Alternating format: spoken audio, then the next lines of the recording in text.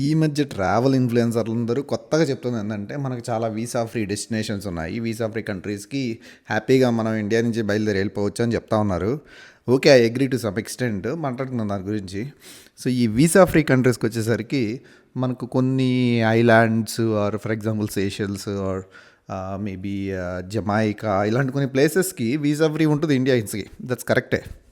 మీరిప్పుడు అక్కడికి వెళ్ళాలి అంటే ఫర్ ఎగ్జాంపుల్ డైరెక్ట్ ఫ్లైట్ ఒకటి ఉండుండొచ్చు. 4 అవర్స్, 5 అవర్స్ జర్నీతో ఉండుండొచ్చు.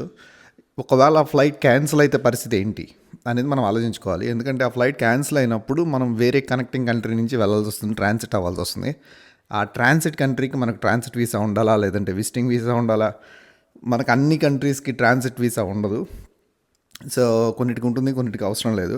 అవన్నీ రిక్వైర్మెంట్స్ క్లియర్‌గా చూసుకొని చేయాలి. లేదంటే వీసా ఫ్రీ కంట్రీస్‌కెళ్తే ప్రాబ్లమ్ అవుతుంది. మీకు ఈ ట్రావెల్ ఇన్‌ఫ్లుయెన్సర్లు చెప్పే మాటలు అస్సలు నమ్మొద్దు. ఖచ్చితంగా చూసుకొని జాగ్రత్తగా ఎక్కడికెళ్ళాలో, దాని చుట్టుపక్కల ఏవైనా మేజర్ హబ్స్ ఉన్నాయో, దానికి మీకు వీసా కావాలా? అవసరం లేదా? కావాలంటే అది తీసుకున్న తర్వాతే ఈ వీసా ఫ్రీ డెస్టినేషన్స్‌కి వెళ్ళండి.